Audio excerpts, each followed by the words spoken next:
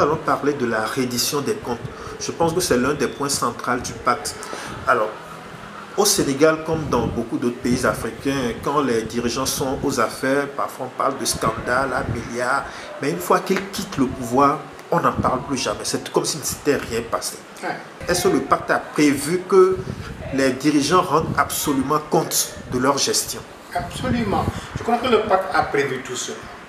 Je crois aussi donc qu'au niveau de la citoyenneté, des tissus citoyens, la volonté du contrôle citoyen existe. Mais vous savez aussi, un contrôle citoyen doit être soutenu par une volonté politique de bonne gouvernance, soutenu aussi par une justice d'équité. S'il n'y a pas la justice d'équité, s'il n'y a pas la volonté politique d'instaurer et d'instituer une bonne gouvernance, l'alerte ne peut pas à elle seule. Le citoyen, aussi fort qu'il soit, le contrôle citoyen à lui seul, tout cela ne peut pas régler le problème tant qu'en face, on ne sent pas une volonté. En face, on ne sent pas aussi un pouvoir juridique capable de sanctionner ceux-là qui n'ont pas respecté les termes de la bonne gouvernance, de la transparence et de la lutte contre la corruption. Parce que demain, quand il faudra sanctionner, c'est cette justice qui doit sanctionner. Le citoyen peut alerter, dénoncer, être un bon lanceur d'alerte. Mais tant que lui aussi, ce qu'il fait n'est pas tombé entre les mains de la justice, cette justice aussi donc fonctionne sur la base d'une volonté politique d'un État à instaurer la bonne gouvernance et la transparence, tant qu'il n'y a pas ces aspects, il est difficile que le citoyen à lui tout seul, aussi fort qu'il soit, aussi synergique qu'il soit ces mouvements-là, s'il n'y a pas donc à côté une dynamique qui permet de dire que plus personne ne peut s'en sortir sans être sanctionné, tant qu'il n'y a pas ça, il va être difficile, alors que les scandales soient arrêtés.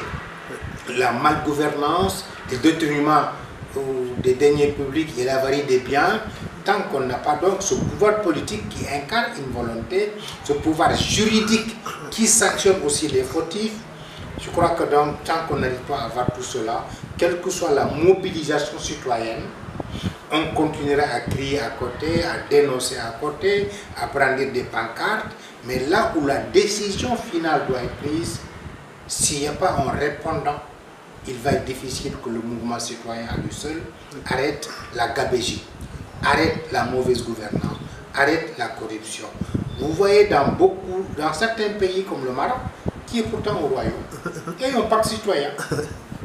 Il est rare que vous voyez des ministres qui sortent du gouvernement du royaume marocain et qui sont poursuivis ou sur qui on a des soupçons d'enrichissement ou de malversation.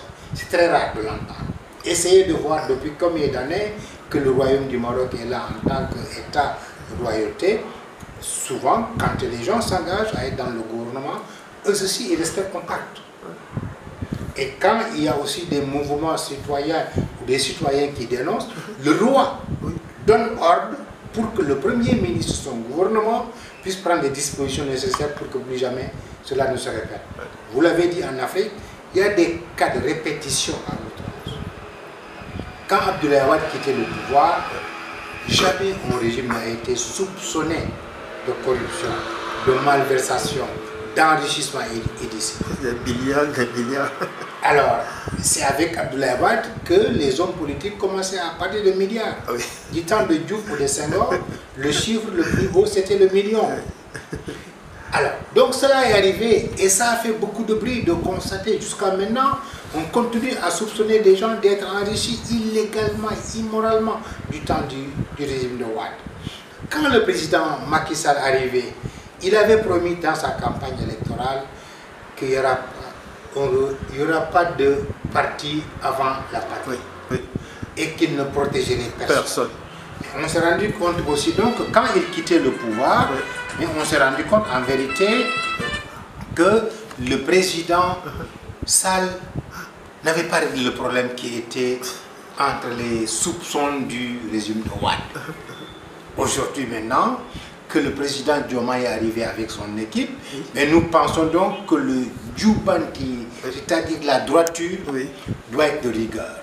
Et que plus jamais que nous puissions continuer à protéger des gens parce qu'ils ont accès aux ressources du pays, ils ont accès à des budgets importants du pays et ils en font ce qu'ils veulent et à la fin, personne ni rien ne puisse les poursuivre, rien ne leur arrive et ils continuent à vaquer à leurs occupations en devenant des politiciens milliardaires. Cela quand même, ça doit arrêter.